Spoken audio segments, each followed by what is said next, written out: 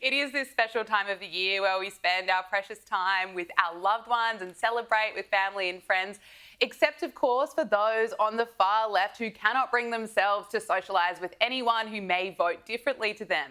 A new poll found that Democrats are almost 5 times as likely as Republicans to say that they'll spend less time with certain family members because of their political views. Shock horror. The survey from PRRI also found that Democrats are more likely to view the Republican Party as a serious threat to the country. Well, I wonder why they think that. Well, maybe because of the left-wing media. And you know who's also encouraging that politics should really come between relationships? This Ivy League psychiatrist. If you are going into a situation where you have family members, where you have close friends who you know have voted in ways that are against you, it's completely fine to not be around those people and to tell them why. You know, to say, I have a problem with the way that you voted. I'm not going to be around you this holiday. I need to take some space for me.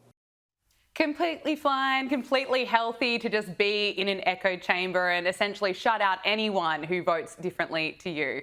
Comedian Bill Maher has weighed in on this and blasted his own side for behaving this way. Way back when, a guy who crossed lines politically. Ooh, the worst thing you could ever do, be friends with a Republican? Call 911. This is what I hate about the left. Just the idea that, you know, cut your family off for Thanksgiving if they voted for the wrong guy.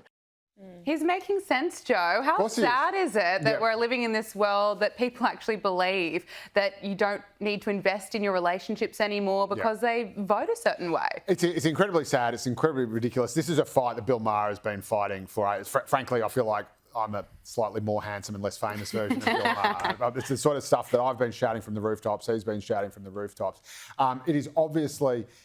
It is, and again, I talk about sort of ideology and ideological extremism all the time, but it is that thing where you decide that your cause and what you believe in, your politics, are more important than human relationships and are more important than the feelings, and it starts out with the feelings and then it quickly escalates to the lives of other human beings because, you know, the greater good, the ideal, the utopia is more important. So again, it's not that easy, difficult a step to make. From first you cut off people who you disagree with politically, who don't agree, or rather who don't agree with you politically. Then you gradually sort of dehumanise them, and pretty soon they're not really people, and pretty soon they're just impediments on the way to a glorious revolutionary utopia, and pretty soon that means you have to get rid of them. And this is the formula that has played out on the left and the right, but the right is at least kind of honest about it, but played out by the left, you know, in countless revolutions where tens of millions of people have died, from, you know, Mao's, you know, great leap forward, and then the Cultural Revolution to the Bolshevik Revolution in Russia and the civil war that followed.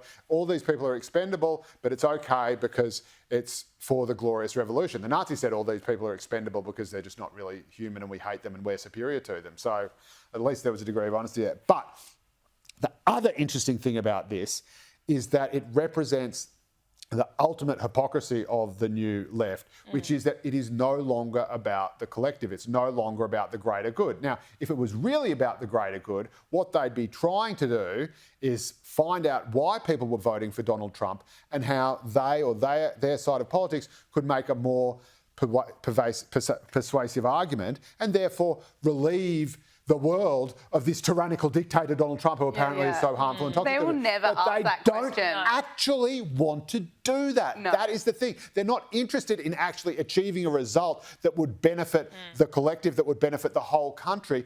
All they care about is themselves. They have become the ultimate individualists. And this psychiatrist from Yale University actually says that openly without even knowing that she's saying it, when she says, I need to take some space for me. I cannot tolerate your existence, cannot tolerate you as part of my family or friendship, because I need this for me. Not about this is giving. Gordon Gekko.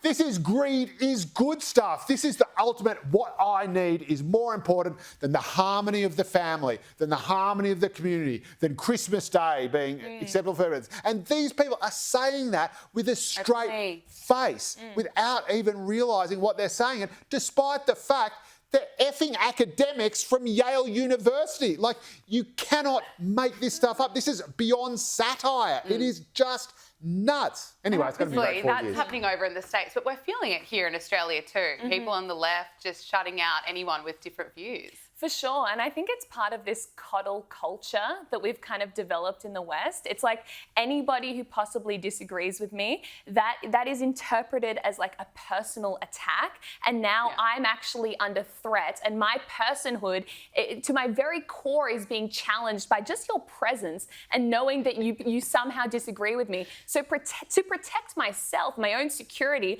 I need to take some space for myself, as this Yale psychiatrist says. And it's completely ridiculous. It's like someone's political views are not going to hurt you, even if they disagree with you. We live in a democracy. That's the whole point. We can change governments. We can change policies through the ballot and without violence. Like, actually in the West, you can have disagreements with people and be safe because we have democracy. But when people retreat into their echo chambers and go, oh no, it's too hard, it's too much of a personal attack, being around people that disagree with me, it's as Joe says, over time that actually does creep into growing intolerance.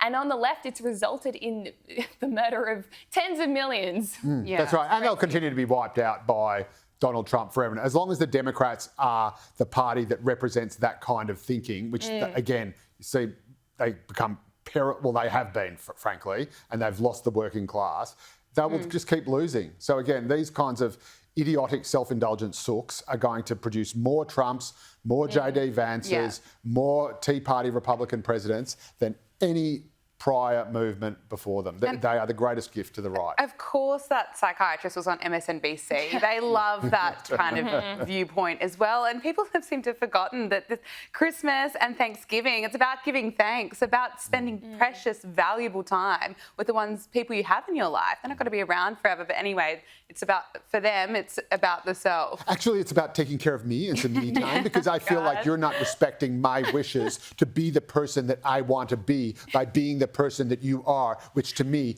is unacceptable. Good accent. That's it. Okay.